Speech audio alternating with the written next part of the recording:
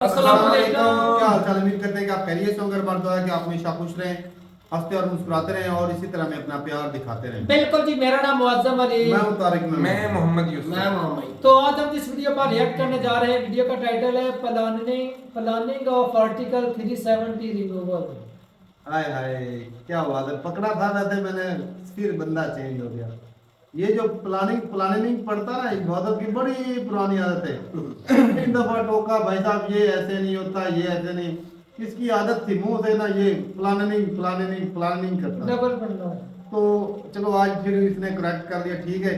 तो देखते हैं वीडियो और अपना रिव्यू पता है कौन करते हैं। 3 2 1 वीडियो स्टार्ट जा सकता है, क्योंकि उस टाइम पे ऐसे डिस्कशन होते थे कि ये जो आर्टिकल 370 है ये तो बस तब तक के लिए जब तक प्लेबिसाइड नहीं हो रहा, पाकिस्तान पीछे नहीं हट रहा है, बस तब तक जरूरत है। उसके बाद तो आर्टिकल 370 की जरूरत ही नहीं पड़ेगी। तो आर्टिकल 370 को कैसे हटाया जाएगा, उसमें यह लिखा था कि अगर आर्टिकल 370 को हटाना है तो जम्मू एंड कश्मीर की जो गवर्नमेंट होगी सबसे पहले उससे अप्रूवल लेना होगा। उसके बाद जम्मू एंड कश्मीर की जो कॉन्स्टिट्यूएंट असेंबली होगी उससे अप्रूवल लेना होगा। और जब ये दोनों अप्रूवल दे देंगे उसके बाद प्रेसिडेंट ऑफ इंडिया जो होगा वो प्रेसिडेंशियल ऑर्डर पास करेगा। उसके बाद आर्टिकल 370 हट जाएगा। लेकिन आगे चल के जो 370 को हटाने में जो सबसे बड़ी दिक्कत आती है वो ये आती है कि जम्मू एंड कश्मीर की जो कॉन्स्टिट्यूएंट असेंबली थी उसने जम्मू एंड कश्मीर का कॉन्स्टिट्यूशन बनाया और बनाने के बाद वो डिसॉल्व हो गई, यानी कि जम्मू एंड कश्मीर की कॉन्स्टिट्यूएंट असेंबली बची ही नहीं। और जब वो बची ही नहीं तो वो अप्रूवल कैसे देगी, यानी कि इसकी वजह से आर्टिकल 370 को हटाना बहुत ही टेढ़ी खीर हो गई थी। और यही रीजन था कि कश्मीर के लीडर एकदम कॉन्फिडेंट होकर बोलते थे कि आर्टिकल 370 कभी भी नहीं हट सकता। We will never be able to remove Article 370. जरा करके दिखाएं फिर देखें। 200 साल हुकूमत करेगी तो भी वो हटा नहीं सकती। You cannot touch Article 370. वो कभी भी अगर वो 10 दफा भी हिंदुस्तान के प्राइम मिनिस्टर बनेंगे वो 370 को नहीं छोड़ सकते। लेकिन हटाया गया और इतनी प्लानिंग के साथ हटाया गया कि हर कोई हैरान हो गया। अनुच्छेद 370 के सभी खंड लागू नहीं होंगे। 4-5 साल पहले इसकी प्लानिंग करके इसको हटाया गया। अभी आगे एक एक चीज बताऊंगा कि किस तरीके से हटाया गया था और क्या क्या चीजें सेट की गई थी। तो उस टाइम पे जब ये आर्टिकल 370 लाया गया था तो हर कोई इससे एग्री था। शेख अब्दुल्ला को लगा कि आगे चल के डेमोक्रेसी आएगी, हेड ऑफ स्टेट बनेंगे। इधर राजा हरि सिंह ने कहा कि जैसे यूके में मोनार्की होती है, क्वीन और प्रिंस होते हैं, मैं भी वैसे ही बन जाऊंगा। तो वो भी एग्री हो गए।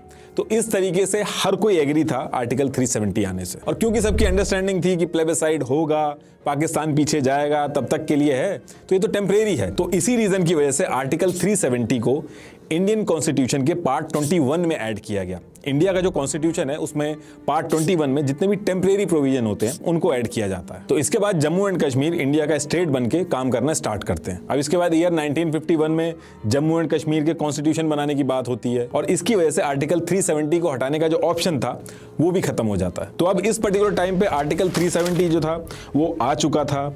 जम्मू एंड कश्मीर इंडिया का इंटीग्रल पार्ट बन चुका था, दोनों मिलकर साथ में काम कर रहे थे। लेकिन दिक्कत ये आ रही थी, जो इंडिया की बाकी कॉन्स्टिट्यूशनल बॉडी थी जैसे सुप्रीम कोर्ट हो गया, बाकी भी जो प्रोविजंस थे, बैंकिंग, इलेक्शन कमीशन, सीएजी, कई सारे डायरेक्टिव प्रिंसिपल, फंडामेंटल राइट्स, तो ये सारी चीजें जम्मू एंड कश्मीर के अंदर लागू नहीं हो पा रही थी। और इंडिया चाहता था कि उसका स्टेट जो है जम्मू एंड कश्मीर, उसके अंदर ये सारे प्रोविजन जो हैं वो ऐड हों। तो इन सारी चीजों को लेके पंडित जवाहरलाल नेहरू शेख अब्दुल्ला से बात करना स्टार्ट करते हैं और मल्टीपल मीटिंग होती है नेहरू और शेख अब्दुल्ला के बीच में, और दिल्ली के अंदर होती है, तो इसको दिल्ली एग्रीमेंट भी बोला जाता है। तो इन सब चीजों को लेके जब नेहरू जी ने नेगोशिएशन स्टार्ट किया तो इधर से शेख अब्दुल्ला ने भी अपनी बातें रखना स्टार्ट की। उसने कहा कि आप प्रोविजन तो ऐड करना चाह रहे हो, लेकिन कश्मीर का अपना खुद का झंडा होगा, उसका खुद का अपना पीएम होगा जिसको सदर ए रियासत बोला जाएगा। इसके साथ साथ जम्मू एंड कश्मीर का एक स्टेट सब्जेक्ट लॉ 1927 था, इसकी भी डिमांड करी शेख अब्दुल्ला ने कि ये भी एप्लीकेबल होना चाहिए। अब क्वेश्चन ये है कि ये स्टेट सब्जेक्ट लॉ 1927 क्या है। तो देखिए 1927 में राजा हरि सिंह इसको लेके आए थे जम्मू एंड कश्मीर की जो लोकल पॉपुलेशन थी उनके राइट्स एंड आइडेंटिटी को प्रोटेक्ट करने के लिए, ताकि आसपास के एरिया के जो बिजनेसमैन थे और वर्कर थे उस टाइम पे जम्मू एंड कश्मीर में आते थे तो वहां की आइडेंटिटी या डेमोग्राफी चेंज ना कर दें। इस वजह से इस लॉ को लाया गया था। इस लॉ में मेनली यही था कि बाहर से कोई आदमी आएगा तो वो लैंड नहीं खरीद सकता, गवर्नमेंट जॉब जो होगी वो उसको नहीं मिलेगी, जो जम्मू एंड कश्मीर के परमानेंट लोकल रहने वाले हैं उनको मिलेगी, परमानेंट रेजिडेंट कौन होगा वो डिसाइड होगा इसमें। तो ये सारी चीजें थी इसमें। तो जवाहरलाल नेहरू इस पे कहते हैं कि जो तीनों चीजें हैं, ये जो स्टेट लॉ है आपका 1927 वाला, झंडे वाला जो सिस्टम है, और जो 2 पीएम की आप बात कर रहे हो, हम ये तीनों चीजें मान लेते हैं। लेकिन अब नेहरू जी ने ये कह तो दिया था, लेकिन ये करना आसान नहीं था, क्योंकि अगर जम्मू एंड कश्मीर में 2 फ्लैग होंगे, 2 प्राइम मिनिस्टर होंगे और स्टेट सब्जेक्ट लॉ मान लिया जाए तो ये तो एक तरह से इंडिया के अंदर डिस्क्रिमिनेशन हो गया। जो इंडिया के बाकी सिटीजन हैं उनके लिए डिस्क्रिमिनेशन हो गया। इंडियन कॉन्स्टिट्यूशन के चैप्टर ऑफ फंडामेंटल राइट्स हैं, आर्टिकल 14, आर्टिकल 19, आर्टिकल 21, इनके हिसाब से तो इंडियन सिटीजन में कभी भी डिस्क्रिमिनेशन नहीं होना चाहिए। जैसे मान लो मैं लखनऊ में रहता हूं और मैं कल को गुड़गांव शिफ्ट हो जाता हूं, तो कुछ टाइम बाद मेरी कॉन्स्टिट्यूएंसी चेंज की जा सकती है, मैं गुड़गांव से भी वोट कर सकता हूं। लेकिन जम्मू एंड कश्मीर में मैं जाके 50 साल भी रह लूं तो ऐसा नहीं कर सकता। तो ये चीज इंडिया के बाकी जो स्टेट के लोग थे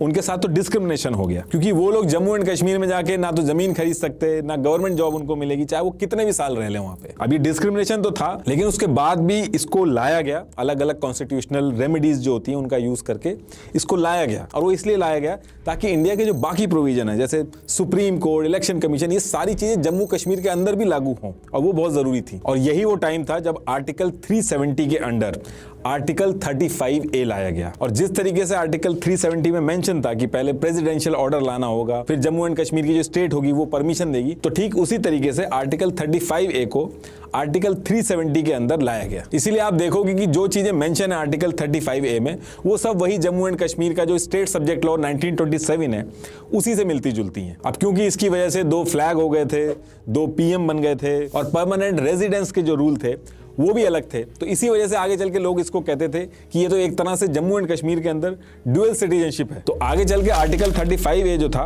उसको बहुत क्रिटिसाइज किया जाता था, लेकिन उस पर्टिकुलर टाइम पे जब ये लागू हुआ था तो पूरे इंडिया में जश्न मनाया गया था। वो इसलिए क्योंकि इंडियन कॉन्स्टिट्यूशन के मेजॉरिटी ऑफ प्रोविजन जो थे वो इंप्लीमेंट हो गए थे जम्मू एंड कश्मीर में, और जम्मू एंड कश्मीर के लोग थे वो भी खुश हो गए थे, क्योंकि उनको लग रहा था कि जब तक प्लेबिसाइड होगा, इंडिया के जो सिटीजन हैं वो यहाँ आके जमीनें खरीद लेंगे, यहाँ की सिटीजनशिप ले लेंगे, तो यहाँ की डेमोग्राफी चेंज हो जाएगी। तो ये जो आर्टिकल 35A है ये जो इंप्लीमेंट हो गया, तो इसकी वजह से उनकी डेमोग्राफी खराब नहीं होगी, तो वो भी बहुत खुश थे। अब देखिए, जब ये आर्टिकल 35A इसको जब इंप्लीमेंट करने की बात चल रही थी, तो शेख अब्दुल्ला के तेवर और एम्बिशन दोनों बदल चुके थे। जो कॉन्फिडेंस वो इंडिया को पहले दे रहे थे, अब इस पर्टिकुलर टाइम पे वो चीज चेंज हो चुकी थी। इनफैक्ट हर चीज में वो मना करने लगे थे, और इंटेलिजेंस की रिपोर्ट से ये भी पता चला था कि इन्होंने पाकिस्तान के साथ भी नेगोशिएशन स्टार्ट कर दी थी। इनफैक्ट आर्टिकल 35A को ये रोकने के चक्कर में भी थे। तो फिर इसी टाइम पे इनके ऊपर एक देशद्रोह का केस सामने आता है, जिसे कश्मीर कॉन्स्पिरेसी केस भी कहते हैं। तो इस केस के चक्कर में शेख अब्दुल्ला को हटा दिया जाता है, और जो उनके डेप्यूटी PM थे बख्शी गुलाम मोहम्मद, उनको PM बना दिया जाता है। और फिर आर्टिकल 35A के जितने भी डिस्कशन होते हैं वो कंटिन्यू करते हैं, और आगे चल के आर्टिकल 35A इंप्लीमेंट हो जाता है। उस टाइम पे यानी कि ईयर 1954 में हमारे जो प्रेसिडेंट थे वो राजेंद्र प्रसाद थे, तो उन्होंने प्रेसिडेंशियल ऑर्डर 1954 पास किया, जिसको जम्मू एंड कश्मीर की गवर्नमेंट ने अप्रूव किया, और फिर आर्टिकल 35A को आर्टिकल 3070 के अंदर में ऐड कर दिया गया। ये जो 1954 का प्रेसिडेंशियल ऑर्डर है, इसी के थ्रू जितने भी कॉन्स्टिट्यूशन थे जम्मू कश्मीर के अंदर ये डाले गए थे। इनफैक्ट 2019 से पहले अमेंडमेंट कर करके बहुत सारे अमेंडमेंट किए गए थे, और इंडियन कॉन्स्टिट्यूशन के जितने भी प्रोविजन वगैरह थे, जैसे कि banking, finance, CAG, election commission वगैरह, हर चीज इसी 1954 प्रेसिडेंशियल ऑर्डर में अमेंडमेंट कर करके डाले गए थे। जैसे जो PM की पोस्ट थी जम्मू एंड कश्मीर के अंदर, इसी प्रेसिडेंशियल ऑर्डर 1954 को अमेंड करके उसको चेंज करके CM कर दिया गया था। PM की जगह अब CM होने लगे थे। तो ये जो प्रेसिडेंशियल ऑर्डर 1954 है, ये बहुत ही इंपॉर्टेंट था। 97 आइटम्स जो इंडियन कॉन्स्टिट्यूशन की यूनियन लिस्ट में मेंशन थे, उसमें से 94 आइटम जम्मू एंड कश्मीर में ऐड किए गए इसी प्रेसिडेंशियल ऑर्डर को अमेंड कर करके। इसलिए आप देखोगे जब बहस वगैरह भी होती है जो इंडिया के अगेंस्ट में रहते हैं, तो वो कहते हैं कि दिल्ली एग्रीमेंट और प्रेसिडेंशियल ऑर्डर 1954 से पहले की बात करो, उसके बाद की बात मत करो। तो ऐसे ही धीरे धीरे करके सारी चीजें की गई। आगे चल के इंडिया के अंदर राजशाही जो थी उसको खत्म किया गया। इंडिया चाइना वॉर हुई, इंडिया पाकिस्तान की वॉर हुई, पाकिस्तान की तरफ से इंसर्जेंसी भी काफी हुई जम्मू एंड कश्मीर के अंदर, क्योंकि वॉर में पाकिस्तान हार रहा था, तो उसने कश्मीर में इंसर्जेंसी करके कश्मीर के अंदर जो प्रॉक्सी वॉर वगैरह होती है उसका सहारा लिया, जिसकी वजह से मल्टीपल ऐसे इवेंट हुए, 40,000 से ज्यादा लोगों की जान गई और हजारों इंडियन आर्मी के जवान शहीद हुए। तो इस पूरे टाइम पे कश्मीर में क्या क्या इवेंट हुए, कितना अनरेस्ट था, वो आपको ऑलरेडी पता है। तो ये जो सारे इवेंट हुए, इसके बाद जम्मू एंड कश्मीर रीजन की जो डेमोग्राफी थी वो भी चेंज हुई, और वो कैसे हुई एक बार जल्दी से वो भी दिखा देता हूं आपको। उसके बाद डायरेक्ट आर्टिकल 370 कैसे हटा उसकी बात करेंगे। ये लाइन है, ये जम्मू से शुरू होती है NJ 9842 तक। यही लाइन LOC है जहां पे लड़ाई रुकी थी। इसके बाद कई सालों बाद इंडिया को पता चलता है कि पाकिस्तान इस एरिया को लेने का प्लान कर रहा है, तो इंडिया सियाचिन ग्लेशियर जो था उसके अंदर भी अपनी आर्मी बैठा देती है, जिससे NJ9842 से बढ़ के LOC जो है वो यहां तक हो गई। इस पॉइंट को इंदिरा कोल कहा जाता है। फिर आगे चल के आपको पता है कि चाइना ने हमसे ये पार्ट ले लिया। ये पाकिस्तान ऑक्यूपाइड कश्मीर है, ये 3 पार्ट में चल रहा है। ये पार्ट जिसको सक्शाम वैली बोलते हैं, तो ये पार्ट तो पाकिस्तान ने चाइना को दे दिया है। बाकी जो एरिया है उसको पाकिस्तान ने 2 पार्ट में डिवाइड कर दिया। एक गिलगिट बाल्टिस्तान जिसको पाकिस्तान खुद चला रहा है, और दूसरा ये मीरपुर मुजफ्फराबाद वाला एरिया जिसको पाकिस्तान आजाद कश्मीर के नाम से बुलाता है। इसको पाकिस्तान एक इंडिपेंडेंट स्टेट कहता है। यहाँ पे इन्होंने एक अलग से प्रेसिडेंट, PM ये सब अपॉइंट कर दिए, हालांकि चलाता इसको पाकिस्तान ही है। और अब बात करते हैं कि जो आर्टिकल 370 है ये हटा कैसे। तो देखिए होता क्या है कि सेम टाइम पे बीजेपी जो पॉलिटिकल पार्टी है वो बहुत तेजी से ऊपर आ रही थी, और बीजेपी के जो नेता थे वो आर्टिकल 370 और नेहरू जी ने जिस तरीके से इस पूरी सिचुएशन को डील किया था इससे बहुत गुस्सा थी। इनफैक्ट बीजेपी ने आगे चल के अपने मैनिफेस्टो में भी डाल रखा था कि हमारी सरकार बनेगी तो हम आर्टिकल 370 को हटा देंगे। उस टाइम पे मोदी जी ऐसे धरना देते थे, लाल चौक में फैसला हो जाएगा किसने अपनी माँ का दूध पिया। और आपने नारे भी सुने होंगे बीजेपी के नेताओं के मुंह से कि एक देश में 2 विधान, 2 निशान, 2 प्रधान नहीं चलेंगे। एक देश में 2 विधान, 2 प्रधान और 2 निशान नहीं चलेंगे तो वह नहीं ही चलेंगे। लेकिन हो ये रहा था कि बीजेपी जम्मू एंड कश्मीर के अंदर चुनाव तो लड़ रही थी, लेकिन उतनी सीट्स नहीं मिल रही थी। और फिर इसके बाद ईयर आता है 2014, और फिर 25 नवंबर 2014 से 20 दिसंबर 2014 तक जम्मू एंड कश्मीर में इलेक्शन होते हैं, और बीजेपी पूरी जान लगा के इलेक्शन लड़ती है। और इस बार जब रिजल्ट आता है तो हर कोई शॉक था। बीजेपी जिसको ज्यादा सीटें नहीं मिलती थी जम्मू एंड कश्मीर में, उसको 25 सीटें मिली, जो कि PDP से 3 सीटें पीछे थी। PDP को 28 सीट मिली थी। और इस इलेक्शन में बीजेपी ने जो नंबर अचीव किया था उसकी वजह से सिचुएशन ऐसी बन रही थी कि बीजेपी के सपोर्ट के बिना जम्मू एंड कश्मीर में गवर्नमेंट बनाना मुश्किल हो रहा था, क्योंकि बाकी जितनी पार्टी थी उनमें भी लड़ाई थी। तो फिर यहां से बीजेपी ने क्या किया, PDP जो कि आइडियोलॉजिकली बिल्कुल अपोजिट है बीजेपी से, उससे बात करना स्टार्ट किया। और अचानक से पता चलता है कि 25 फरवरी 2015 को अमित शाह और महबूबा मुफ्ती प्रेस कॉन्फ्रेंस कर देते हैं, और फिर 1 मार्च 2015 को दोनों मिलके जम्मू एंड कश्मीर में सरकार बना लेते हैं। ये पहली बार था जब बीजेपी ने PDP का सपोर्ट किया था। और ये जो डेट है 1 मार्च 2015, ऐसा माना जाता है कि इसी दिन आर्टिकल 370 हटाने की नींव रख दी गई थी। जो डिमांड थी PDP की, बीजेपी ने सारी की सारी मान ली थी। मुफ्ती मोहम्मद सईद को CM बनाना था, बीजेपी मान गई, और बीजेपी के निर्मल कुमार सिंह जो थे उनको डेप्यूटी CM बना दिया गया था। और बीजेपी इसमें कोई इंटरफेरेंस नहीं करती है, वो चुपचाप मान जाती है। अब इसके 1-2 साल तक ये लोग सरकार चलाते हैं। उसके बाद डेट आती है 19 जून 2018, और ऐसा माना जाता है कि इस पर्टिकुलर टाइम तक बीजेपी ने अपनी पूरी प्लानिंग कर ली थी। हालांकि ये एक अजम्पशन है, इसका कोई प्रूफ नहीं है, लेकिन ऐसा कहा जाता है। तो अब होता क्या है कि 19 जून 2018 को अचानक से बीजेपी ने सपोर्ट वापस ले लिया PDP से। तो अब सपोर्ट वापस ले लिया तो इसका क्या मतलब हुआ? तो इसका मतलब ये हुआ कि टेक्निकली उस पर्टिकुलर टाइम पे जम्मू एंड कश्मीर में कोई भी गवर्नमेंट नहीं बची थी। और जम्मू एंड कश्मीर के कॉन्स्टिट्यूशन के आर्टिकल 92 के हिसाब से जब ऐसी सिचुएशन होगी, मतलब कि जम्मू एंड कश्मीर में गवर्नमेंट का ब्रेकडाउन होगा या कोई कॉन्स्टिट्यूशनल ब्रेकडाउन होगा, तो डायरेक्ट प्रेसिडेंट रूल नहीं लगेगा। उसकी बजाय शुरू के जो 6 मंथ होंगे उसमें जम्मू एंड कश्मीर का जो गवर्नर होगा वो चलाएगा जम्मू एंड कश्मीर को। अब इसके बाद क्या होता है कि 23 अगस्त 2018 को सत्यपाल मलिक को गवर्नर बना के जम्मू एंड कश्मीर के अंदर भेजा जाता है। और ऐसा कहा जाता है कि इस पर्टिकुलर टाइम पे इनके ऊपर जो इंडियन गवर्नमेंट थी उनको बहुत कॉन्फिडेंस था कि ये बहुत सही से उस चीज को हैंडल करेंगे। सत्यपाल मलिक 2012 में ये बीजेपी के नेशनल वाइस प्रेसिडेंट भी बन चुके थे, तो इनके ऊपर बीजेपी को कॉन्फिडेंस बहुत था। तो इसके बाद जम्मू एंड कश्मीर में सिचुएशन ये थी कि गवर्नमेंट कोई थी नहीं, और गवर्नर जो था वो ये सारी चीजें डील कर रहा था। लेकिन सत्यपाल मलिक जी के जम्मू एंड कश्मीर के अंदर आके गवर्नर बन जाने से काम पूरा नहीं होना था। असली गेम शुरू होना था 6 महीने बाद, जब प्रेसिडेंट रूल लगेगा। और सब लोग उसी का वेट कर रहे थे कि 6 महीने पूरे हों और प्रेसिडेंट रूल लगे जम्मू एंड कश्मीर के अंदर। अब ये जो 6 महीने बचे थे, इस बीच में अगर गवर्नमेंट बन जाती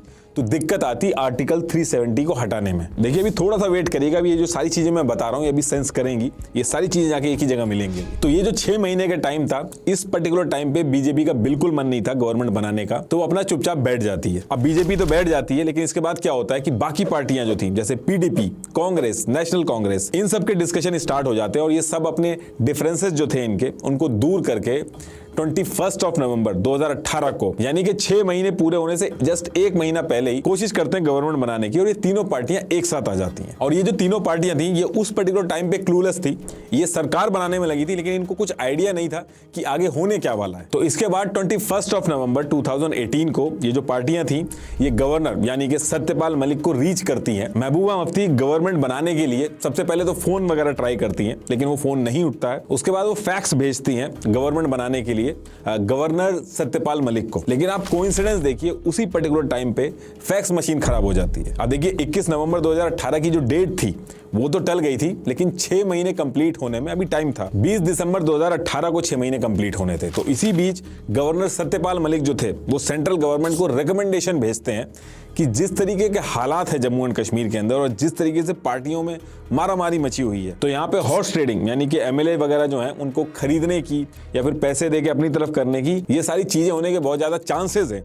तो ऐसी सिचुएशन में गवर्नमेंट फॉर्म करना सही नहीं रहेगा और ये जो रिकमेंडेशन थी ये एक्सेप्ट हो जाती है। अब इसके बाद डेट आती है 20 दिसंबर 2018। इस दिन 6 महीने पूरे होते हैं और जम्मू एंड कश्मीर के कॉन्स्टिट्यूशन के हिसाब से जो प्रेसिडेंट रूल है वो लग जाता है। अब जब भी प्रेसिडेंट रूल लगता है तो प्रेसिडेंट खुद आके स्टेट को नहीं चलाते हैं, वो एक नोटिफिकेशन जारी करते हैं जिसमें सारी चीजें मेंशन होती हैं कि उनके बिहाफ पे स्टेट को कौन चलाएगा और कैसे चलाएगा।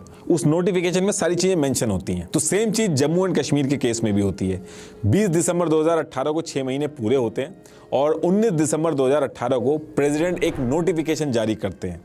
ये है वो नोटिफिकेशन। इसके सेकंड पेज के फर्स्ट पार्ट को देखिए, इसमें मेंशन है कि जो गवर्नर है वही प्रेसिडेंट के बिहाफ पे जम्मू एंड कश्मीर को चलाएगा, जो कि सत्यपाल मलिक है। अब आप कहोगे कि ये जो 6 महीने थे इसका क्यों वेट हो रहा था? इस पर्टिकुलर टाइम पे भी तो गवर्नर सत्यपाल मलिक ही थे और वही जम्मू एंड कश्मीर को चला रहे थे। तो देखिए, प्रेसिडेंट रूल लगने से पहले गवर्नर के हाथ में ज्यादा पावर नहीं थी, लेकिन 6 महीने कंप्लीट होने के बाद जब प्रेसिडेंट रूल लगा तो गवर्नर के हाथ में बहुत सारी पावर आ गई। इस प्रेसिडेंट रूल लगने और प्रेसिडेंट का जो नोटिफिकेशन आया था, इसकी वजह से जो गवर्नर था जम्मू एंड कश्मीर का यानी कि सत्यपाल मलिक, उनके पास इतनी पावर आ गई थी जितनी एक देश के प्राइम मिनिस्टर के पास होती है। सिंपल भाषा में बस इतना समझ लीजिए कि जम्मू एंड कश्मीर के जो गवर्नर थे सत्यपाल मलिक, वो जम्मू एंड कश्मीर के पीएम की तरह एक्ट करने लगे थे। अब आते हैं दूसरी बात पे। अब इसी नोटिफिकेशन में फर्स्ट पेज के ख सेक्शन में देखिए, इसमें यह है कि देखिए जम्मू एंड कश्मीर में गवर्नमेंट है नहीं, विधानसभा जो है वो भंग हो रखी है।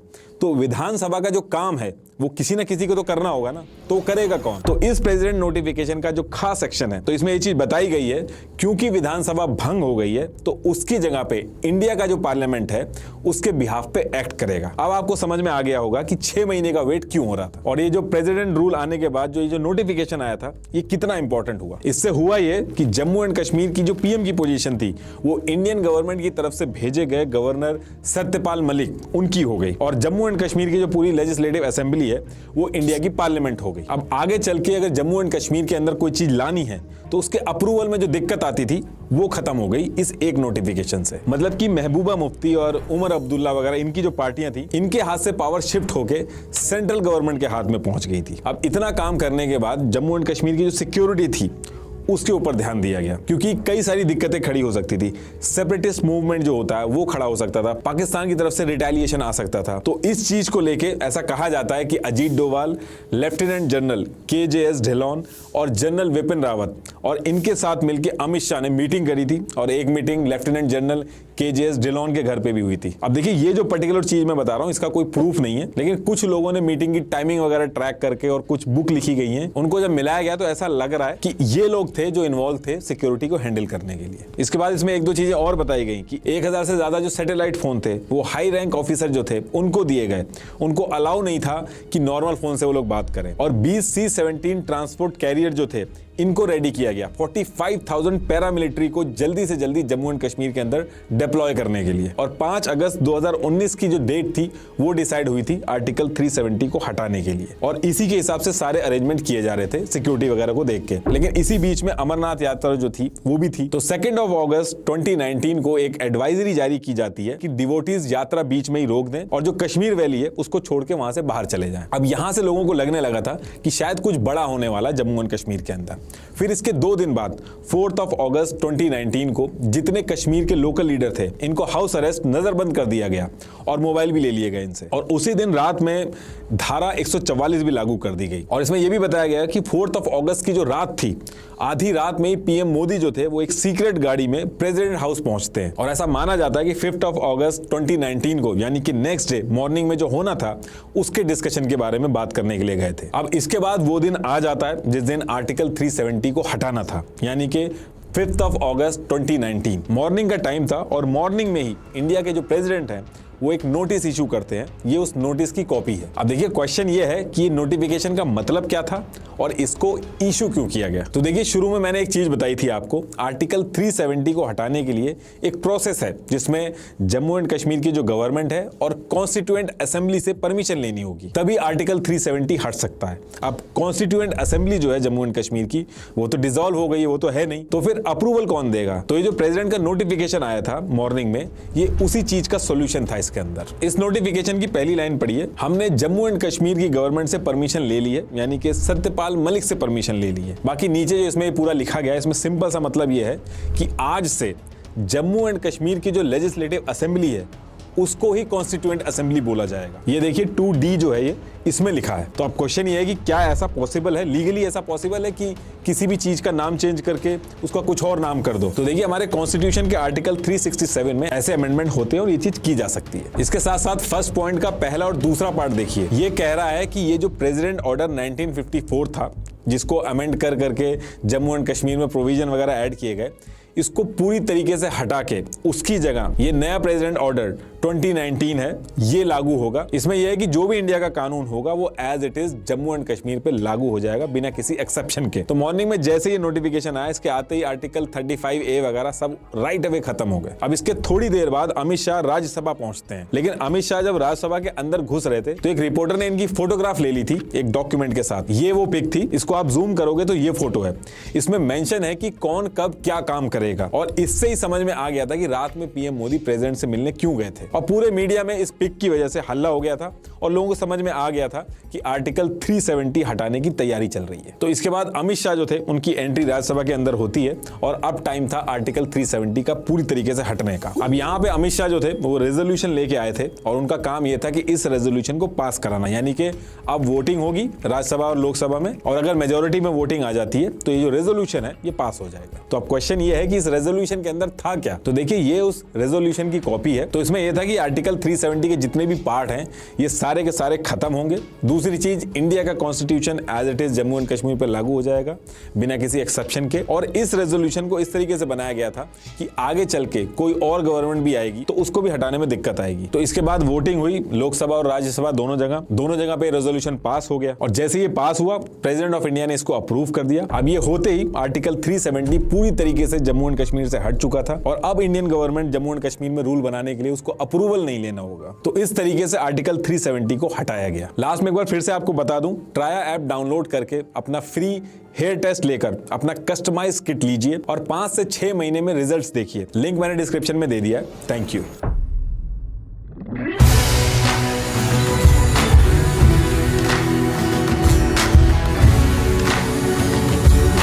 यो भाई साहब खत्म होगी भाई साहब। वो ना एक बड़ा डायलॉग फेमस हुआ, just looking like a wow, just looking like a wow. तो ये भाई साहब जो भी मुंह था ना, ये भाई जस्ट वाओ। आज समझ आया कि अमित शाह सामने खिलोगे किवें इतना बड़ा दावा किया। प्लानिंग बहुत था। महबूबा मुफ्ती ने किवें वेख ला चूरन दिता, अपना गवर्नर लेके आ गया। तो वो खास बंदा ये सिर्फ एक बिल पास कराने वास्ते हुकूमत उन्होंने होनी कोई असम्बली खत्म हो जाती विकटा चलो थले बंदा साडा अपना साइन कर दी। इससे साबित क्या होता है कि बीजेपी लंबी रेस का घोड़ा है। लंबी रेस का भाई बीजेपी ने वो कर दिया जो किसी से ना होगा, और ये छोटी मोटी रेस का घोड़ा नहीं है भाई साहब। बहुत ही क्या बात है। मैं तो कहता हूँ सारी बातें छोड़ के सर को सलाम जरूर करते हैं जिन्होंने अच्छे तरीके से समझाया, समझ आई किस तरह प्लानिंग थी, किस तरह प्लान मुकम्मल हुआ और किस तरह यहाँ पहुंचे। जो सिक्योरिटी वाले थे, जो कर्नल थे वो सिख भाई, वो मैंने उनकी वीडियो देखी थी कि जब आर्टिकल 370 हटा था वो सारा कुछ बता रहे थे कि क्या सूरत हाल थी। उन्होंने बहुत ज्यादा तैयारियां की थी भाई, पैरा कमांडो भी लगा रखे थे बॉर्डर के साथ भी और कश्मीर में भी गई, और उस वक्त कर्फ्यू लगा था इस तरह, क्योंकि वो एक आर्टिकल लगा था 3 महीने के लिए कर्फ्यू, वो लगा था भाई 3 महीने के लिए लगा होगा। 3 नहीं लगा था, 3 महीने के लिए पहले कर्फ्यू लगा था। ये सारी दुनिया को पता है। आर्टिकल 370 डालने से पहले धारा भी लगाई गई जिससे वो 2-4 बंदे इकट्ठे नहीं होते। हाँ, यहाँ भी कुछ होगा और मारामारी भी हुई है मेरे भाई, जो है वो खत्म हो जाए। और मैंने तो ये भी सुना था कि ये जो महबूबा मुफ्ती हो गए, शेख अब्दुल्ला हो गए, ये फरूक अब्दुल्ला, सॉरी फरूक अब्दुल्ला, ये इनको उस वक्त थोड़ा अपने कंट्रोल में भी कर लिया गया, बिल्कुल किया था नजरबंद किया। नजरबंद हाँ, किया। नजरबंद यहाँ से मदद भी हो गया था। ताकि कोई खराबी ना हो। बिल्कुल लेकिन ये भाई साहब मास्टर माइंड, मास्टर आज तू देख वो शेख अब्दुल्ला या फरूक अब्दुल्ला या महबूबा मुफ्ती तुझे कहीं नजर आ रहे हैं? वो तो भाई उनका खेल खत्म। आज तक वो खेल ही खत्म हो गया उनका। केस करते रहे भाई, तो क्या फर्क पड़ा? कुछ हासिल हुआ? उन्होंने हटाई कानून के साथ है फिर इसको गैर अब वो ये भी नहीं कह सकते भी हमारे साथ भाई ये जबरदस्ती की, उन्होंने कानून बनाया एक, उन्होंने कानून के हिसाब से कानून के हिसाब से किया है। और बहुत बड़ी प्लानिंग दास होती भाई साहब। क्या बाकी कमाल है। ये कि चलो ये महबूबा मुफ्ती हो गई या दूसरे फरूक अब्दुल्ला हो गए, ये जो रोना रो रहे हैं ना कि भाई साहब हमारे हाथ से ना नहीं, ये शतरंज के पक्के खिलाड़ी नहीं थे। नहीं शतरंज की ये बाजी असल हारे। में जिस तरह का कानून था असल ना, में जिस तरह की वो डिमांड ये करते सही थे बात इस तरह ये नहीं, मानते लेकिन वो रहे। फॉलो नहीं कर रहे थे ना, ये तो बीच बीच में से अपनी चालें चल रहे थे। और उनको इतबार इस तरह करवाया गया था, ये दो खिलाड़ी होते हैं ना, उनको इतबार करवाया गया था कि हम आपके साथ भाई हैं। मैं समझ अपनी रहा तरफ से चाले हूँ, चल रहा था ना, मैं समझ रहा हूँ, क्योंकि भाई एक चीज जो लेकिन वो तो सिर्फ एक चीज को लेकर बैठे थे कि ये हट ही नहीं सकता, क्योंकि एक चीज ये है हट ही गवर्नमेंट नहीं रहेगी, सकता। हमारे पास है वो ये। विधानसभा तो रही नहीं थी, वो सिर्फ एक ही चीज थी, तो वो इसलिए कॉन्फिडेंट थे भाई साहब एक चीज है इससे हट ही नहीं सकता। और वो जो लेकिन चीज़ है, वही वो चीज उन्होंने क्रिएट की पहले, ये उससे अप्रूवल ये भी। जो बुलाई थी अंदर। वो इंडिया को हक मिल गया, इंडियन पार्लियामेंट में वो सारा जी। निकाल। नहीं, जब उनका गवर्नर बंदा आया, उन्होंने गवर्नर जब लगाया उनको उस वक्त भी पता नहीं चला कि ये अपना बंदा खास लेके आए। वो सिर्फ 6 मंथ के लिए था ना, उसके पास उतनी तो पावर 6 मंथ के लिए जो आया था वो लाए इसीलिए नहीं, थे। लेकिन जब इनको समझ लगी, इन्होंने उस वक्त तो आवाजें काम हो चुका उठाई, था। एक माह रह गया था, तब फैक्स मशीनें खराब की गई एकदम ही वो भी करवाई गई, और तब जो गवर्नर साहब की एकदम मशीन खराब हो गई। किराए भी नहीं दिए हो गए, मिला भी हो तो उन्होंने अनदेखा कर दिया। अनदेखा कर दिया, ये भी हो ये भी सकता है। बिल्कुल बिल्कुल हो सकता है भाई। वाह वाह, क्या बात है जी, बीजेपी की यकीन माने कमाल की सियासत खेली। नहीं तो ये अच्छा, सियासत ये ही है, होते हैं, ये अच्छा सियासत ही ये है। होते हैं मंजे हुए सियासतदान, इनको कहते हैं मंजे हुए सियासतदान, अच्छे सियासतदान। अच्छा आप इसको ठीक समझेंगे या हाँ, गलत समझेंगे? कानून आप को- पता नहीं, वो डब्बू ने बोल दिया कि आप गलत क्यों समझेंगे? ओ यार डब्बू को बीच में कहा तू ले आया तो है? मेरी जान कानून के दायरे में रहते हुए ही ओवरऑल सिचुएशन देखिए, इसको आप गलत समझेंगे? नहीं गलत समझेंगे, तो बस क्यों ठीक गलत है। समझेंगे? गलत किस तरह भी उन्होंने कानून पास किया है, जिस असेंबली तरह को किया, एक हटा कानून दिया, बना दिया। और उसके बाद जो उन्होंने भाई साहब काम करके दिखाए हैं ना। अच्छा मैं तुझे ये मौजूदा बात बता है। देता हूँ, मैं मौजूदा बता इसमें ये दूसरा कि एक मिनट। कहीं कहीं जबरन जैसे आर्मी डिप्लॉय करना, वहाँ के जो नेता थे उनको आर्मी नजर तो बंद पहले भी करना, वहाँ पर ये नहीं लेकिन थी, लेकिन उस- इतनी नहीं थी भाई यार साहब। एक बात मैं जो होने वाला तुझे बता देता हूँ। एक मिनट ये अफरा देखो। तफरी से भाई साहब ये तो चीजें इसमें उसको भी अच्छे गलत से हुई, भाई लेकिन साहब उन्होंने कानूनी तरीके से तमाम तर चीजों अच्छा को भी handle मौजूदा किया। मेरे मुल्क में भी यही चाल चली जा रही है, स्टार्ट हो चुका है। जिस तरह बीजेपी ने कहा है ना जम्मू कश्मीर को कंट्रोल में लाने के लिए, इसी तरह हमारी जो एक इदारा स्ट्रॉन्ग है उसने कह दिया है खैबर पख्तूनख्वा में गवर्नर राज लगाने के लिए चारों सीएम को ने बात की बुला के, इसमें हमारे खैबर पख्तूनख्वा के नहीं गए और तीनों के साथ बात हुई। उधर ये होने जा रहा है गवर्नर राज आवाज लगाने के- निकलने दी, और ये देख लो पाकिस्तान में काम हो रहा है, यूट्यूब को भी पता चल गया। मैं तुझे बता रहा हूँ सेम जो चीज गवर्नर राज लगाने की बातें हो रही है उनके ऊपर। इस महीने की आज जो महीना चल रहा है ना, क्या तारीख है आज? 28 तारीख को इसकी पेशी है। सीएम खैबर पख्तूनख्वा अली अमीन की ये पेशी, उसको पकड़े जाने की पेशी कोई, मैं तुझे पहले बता रहा हूँ, उसको पकड़ा जाने की कोशिश की जाएगी एकदम ही। तो सीएम होने के बावजूद भी वो गवर्नर राज लगाना चाहते हैं। इसी तरह वहां पे एकदम असम्बलिया को तलील कर देंगे, ये तो ये वो करके हम आप सब कुछ अपने आप कंट्रोल करना चाहते हैं। शहबाज शरीफ नहीं कंट्रोल करना तब तो भाई, चाहते, तब तो- शहबाज शरीफ नहीं, वो इदारे के सरबराह जो है वो करना चलो चाहते हैं। जिस तरह भी है वो असल में उनको वो भी कंट्रोल करेंगे जो उनकी मानते अपना नहीं हैं। सूबा बना हाँ, लेंगे, यही जिस बात है। तरह ये जिस तरह इन्होंने बनाया है। बिल्कुल कंट्रोल में ले आएंगे। लेकिन वो पाकिस्तान के फायदे में ही हो रहा है ना, क्योंकि उसको इकट्ठा रखने के लिए ऐसा हाँ, किया जा रहा सही है। है। वो आवाजें उठा रहे हैं कि अब तो ये अलग आवाजें सूबा वो बनाना अलग चाहते कर रहे हैं। उस हैं। इदारे ने आवाज निकाली कि ये सूबा, ये पठान अलग बनाने वो चाहते पहला हैं, सूबा अलग- अफगानिस्तान के अलग नहीं, मतलब उनके साथ अलग मिलना चाहते country हैं, बनाना चाहते हैं। कंट्री। हाँ, हाँ, लेकिन वो नहीं होगा, काम या मिशन नहीं होगा। ये महबूबा मुफ्ती नहीं नहीं है, ये भी याद रख लेना। हैं? हाँ, महबूबा मुफ्ती तो चुंगल में आ गई थी, ये कभी भी नहीं होगा इनका मिशन मतलब कि कामयाब। तू भी चाहता कि ये टूट जाए सुबह। कौन? मैं तो कभी भी नहीं चाहता टूटे। अभी तो तू कह रहा मैं कह रहा हूँ वो चाहते हैं, स्ट्रॉन्ग इदारे वाले चाहते हैं। पर नहीं भाई, कैसे पता चाहते नहीं, हैं? समझ अपनी नहीं। बात में फंस जाता है तू। और यार ये भाई बात आदमी कब चाहेगी कि हमारे टुकड़े वो हों? टुकड़े की नहीं, वो चाहते हैं इनको खत्म करना है। हाँ तो इनको खत्म करेंगे तो इनका राज आएगा। सूबे का रूल खत्म करना हाँ तो करना चाहिए भाई। भाई मुकम्मल अगर ये वो- पठान जो है ना, वो- इमरान खान की वो ताकत बलोचों खत्म की तरह करना हालात होना चाहते हैं। चाहते हैं। एक मिनट भाई साहब, तू समझा नहीं, वो कश्मीर की नहीं बात कर रहा, खैबर पख्तूनख्वा भाई की मैं बात कर खैबर रहा। मैं खैबर पख्तूनख्वा की पख्तूनख्वा बात की कर बात रहा कर हूँ। कश्मीर की वहाँ नहीं से बात भी कर आवाजें, वो खान साहब ने कहा था ना कि मुझसे सत्ता जाएगी तो कंट्री के टुकड़े होंगे, ये वही बात मैं कर रहा हूँ। लेकिन वो उनके साथ वो कर रहे वक्त हैं, इंडिया का वो होता, आएंगे बेचारे। लेकिन ये गवर्नर आज नहीं लगेगा, उधर सीएम बन गया, वो बड़ा तगड़ा आदमी है भाई, वो ही करेगा जो इमरान खान वो ना करेगा। और अफगानिस्तान के साथ इमरान कभी भी खान नहीं ने भी मिलेंगे। यही बोला इसके टुकड़े हो अरे भाई टुकड़े, हाँ, तू किधर हाथ ये निकल रहा टॉपिक नहीं भाई हमारा टॉपिक ही नहीं है। अच्छा भाई, जो सिक्योरिटी के जो इंतजाम किए गए वो बहुत दासु थे, और साफ जा रहा है कि भाई एक ना पंजाबी में कहावत है कि रोटी खान जाओ तो सामान जानदा लेके जाओ। लेकिन ये देख लें, आर्टिकल 370 हटाने के लिए उन्होंने पूरा निजाम किया भाई साहब, कि जो अपने बड़े ऑफिसर हैं उनको वायरलेस फोन दिए थे बिल्कुल। ताकि लैंडलाइन या दूसरे जो फोन इस्तेमाल ना अगर करें, है। ताकि कोई भी खबर लीक ना हो किसी तरीके से। मतलब ये है कि फोन दूसरे बंद थे, बिल्कुल। लैंडलाइन नंबर सिस्टम सारा कुछ बंद था। पर एक और बात है, बाकी ये है कि भाई हो सकता था वहाँ पे वादे उठे, इसलिए 144 लगा दिया कि जो भी बंदा बाहर निकले तो कोई भी ना उसके ऊपर निकले। कानून लागू, उसको बकायदा आर्मी लगी थी कानूनी भाई, तौर पे बकायदा पकड़ आर्मी लेगी। लगी थी। आर्मी लगी है, और बाकी पाकिस्तान वाली साइड पे भी आर्मी लगा दी गई। वो तो कोई बहुत ट्रैफिक सख्त था। इसी से पाकिस्तान ना मतलब करे। ना हो जाए। तो लेकिन security इस को बात की खबर हो और सकता है, पब्लिक के रोले रपाले को सारा कुछ देख के भाई साहब बहुत ही धांसू तरीके से, मैं कहता हूँ ये एक ना बीजेपी का मास्टर स्ट्रोक जिसे बोलते हैं ना, बिल्कुल बिल्कुल।